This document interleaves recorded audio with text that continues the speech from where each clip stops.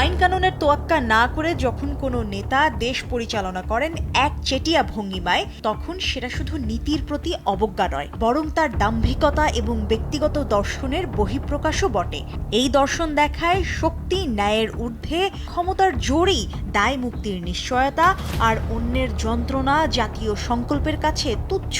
Israeli প্রধানমন্ত্রী Benjamin নেতানিয়াহুর ক্ষেত্রে বহু সমালোচকের কাছে একটি বিষয় স্পষ্ট, যে তিনি নিজেকে সর্বশ্রেষ্ঠ মনে করেন। তার ঔদ্ধত্যপূর্ণ এক দাবি, আমি আন্তর্জাতিক আইনের ঊর্ধ্বে আর ইসরায়েলি সর্বশ্রেষ্ঠ।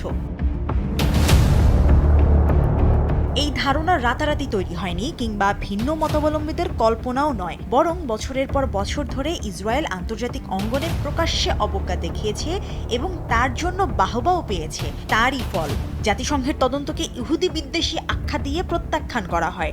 মানবাধিকার সংস্থার প্রতিবেদনগুলোকে বলা হয় প্রপাগান্ডা। আন্তর্জাতিক অপরাধ আদালতের গ্রেপ্তারি পরোয়ানাকে আইনি প্রশ্ন হিসেবে বিবেচনা না করে রাজনৈতিক যুদ্ধ হিসেবে দেখা হয়, যা প্রতিহত করতেই হবে। বার্তাটি পরিষ্কার, আইন অন্যদের জন্য, ইসরায়েলের জন্য নয়।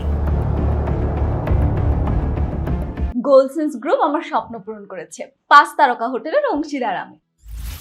নেতানিয়াহু ইসরায়েলকে সৃষ্টিকর্তা কর্তৃক বেছে নেয়া বা চোজেন পিপল নামে আন্তর্জাতিক সম্প্রদায়ের কাছে নিরীহ রাষ্ট্র এবং সভ্যতা হিসেবে উপস্থাপন করছে, যে নিজের বছর পুরনো অভিজ্ঞতা, যন্ত্রণা এবং ট্রমার দোহাই দিয়ে অন্যদের জন্য প্রযোজ্য নিয়মের বাইরে থাকার অধিকার দাবি করে। ইতিহাসে প্রতিটি নৃশংস ক্ষমতাই ঠিক এই যুক্তিই দিয়েছে।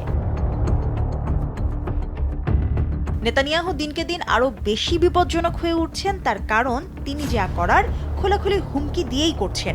আগের নেতৃত্ব অন্তত আন্তর্জাতিক মানদণ্ডের প্রতি আনুগত্যের ভান করত, বর্তমান প্রশাসন তাও করে না। এখন আনুষ্ঠানিক বিবৃতিগুলোতেই দীর্ঘমেয়াদী দখলদারি, বাস্তুচ্যুতি এবং সমষ্টিগত শাস্তির কথা বলা হয়, যেখানে বেসামরিক প্রাণহানির কোনো পরোয়া করা হয় না।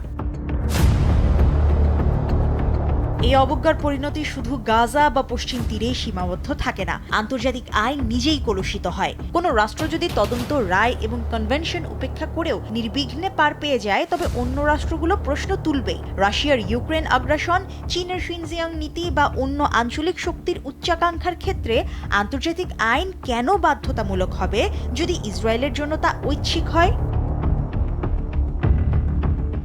এর চেয়েও ভয়াবহ একটি নৈতিক ব্যর্থতা এখানে কাজ করে। যখন নেতারা নিজেদের আইন থেকে অব্যাহতি দেন, তখন সমাজকেও ঠিক সেই পথেই ঠেলে দেন। ইতিহাস এমন নেতৃত্বের প্রতি নির্মম, বিচার এমন নিয়তি যা থেকে মুখ ফিরিয়ে নেয়ার কোনো উপায় নেই। হ্যাঁ, শাস্তি এড়ানো যেতে পারে, কিন্তু জবাবদিহি নয়। মুশরিফা নুজহাত, দেশ টিভি।